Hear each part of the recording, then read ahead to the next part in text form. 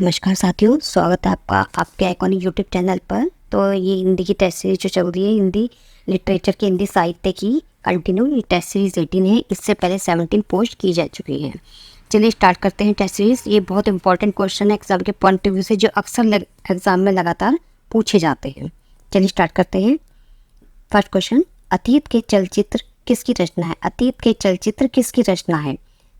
जयशंकर प्रसाद, सूर्यकांत त्रिपाठी निराला, महादेवी वर्मा, या सुमित्रा नंदन पंत। तो इसका सही जवाब हो जाएगा किसकी है ये?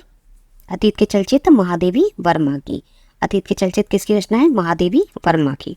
नेक्स्ट क्वेश्चन, पल्लव के रचयिता है, पल्लव के रचयिता है सुमित्रा नंदन पंत, निराला, जयशंकर प्रसाद, महादेवी वर्मा। तो पल्लव के रचयिता कौन है? सुमित्रा नंदन पंत। ये चारों आपको पता होनी चाहिए छायावादी कवि हैं। सुमित्रा नंदन पंत, निराला, जयशंकर प्रसाद और महादेवी वर्मा। नेक्स्ट क्वेश्चन, चिंतामणि के रचयिता कौन है? चिंतामणि के रचयिता कौन है? जयशंकर प्रसाद, महावीर प्रसाद त्रिवेदी, रामचंद्र शुक्ल या हरिओम। बहुत इंपॉर्टेंट एग्जाम के पॉइंट ऑफ व्यू से चिंतामणि के रचयिता कौन है? रामचंद्र शुक्ल। इसका सही जवाब हो जाएगा रामचंद्र शुक्ल। नेक्स्ट क्वेश्चन, जन्मेजय का नाग यज्ञ किसकी कृति है? जन्मेजय का नाग यज्ञ किसकी कृति है? सेठ गोविंद दास, जयशंकर प्रसाद, लक्ष्मी नारायण लाल, गोविंद वल्लभ पंत। तो इसका सही जवाब हो जाएगा जयशंकर प्रसाद। ये छायावादी कवि भी है। नेक्स्ट क्वेश्चन, बरवई रामायण की रचयिता कौन है? बरवई रामायण की रचयिता कौन है? आपको पहचानना है। इसमें से थोड़ी हिंट दे देती हूँ। जिन्होंने रामचरितमानस लिखा, विनय पत्रिका लिखी, तो इसकी एक सही जवाब हो जाएगा बरवे रामायण की रचयिता कौन है? तुलसीदास। बरवे रामायण की रचयिता कौन है? तुलसीदास।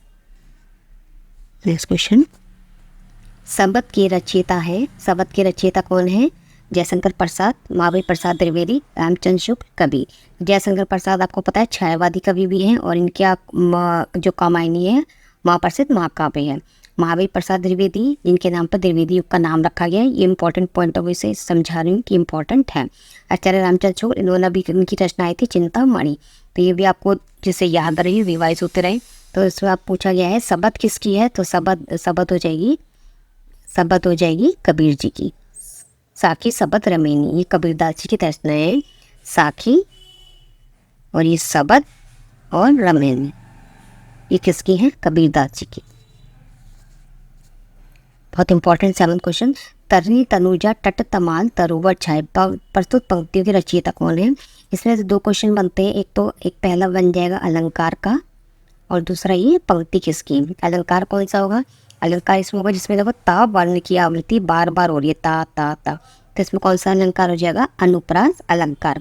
और इसके जो रचयिता है कौन है? इसकी जो पंक्ति है, इसकी रचयिता कौन है? भारतेंदु हरिश्चंद्र। तरिश तनुजा तट तमाल तरोवर छाए, किसकी है ये? भारतेंदु हरिश्चंद्र। ये बहुत इंपॉर्टेंट क्वेश्चन है।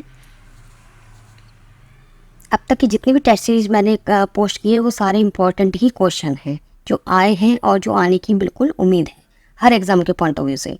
हिंदी के सर्वप्रथम प्रकाशित पत्र का क्या नाम है? हिंदी के सर्वप्रथम प्रकाशित पत्र का क्या नाम है?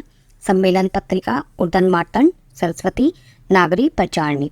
तो इसका सही जवाब हो जाएगा कौन है इसके? बी, उदन मार्तंड।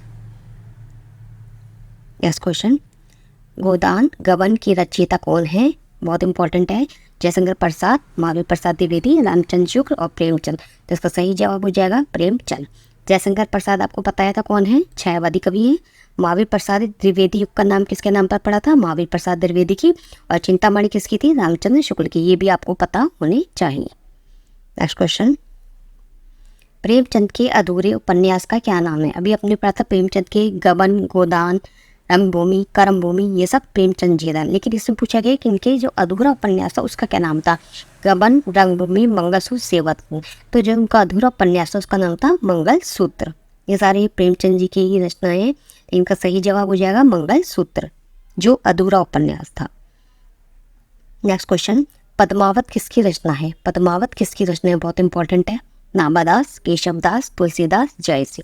तो ये किसका है? पद्मावत जयसी की। इसकी रचना है जयसी की। नेक्स्ट क्वेश्चन, बेताल पच्चीसी के रचनाकार कौन है? बेताल पच्चीसी के रचनाकार कौन है? लल्लू लाल, सदर मिश्र, नामदार, सूरत मिश्र। तो इसका सही जवाब हो जाएगा लल्लू लाल।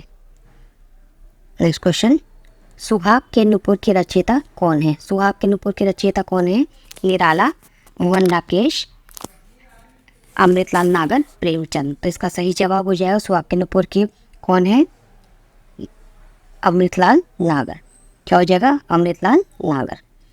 नेक्स्ट क्वेश्चन, संस्कृति के 4 अध्याय। अक्सर एग्जाम में पूछा जाता है क्वेश्चन, संस्कृति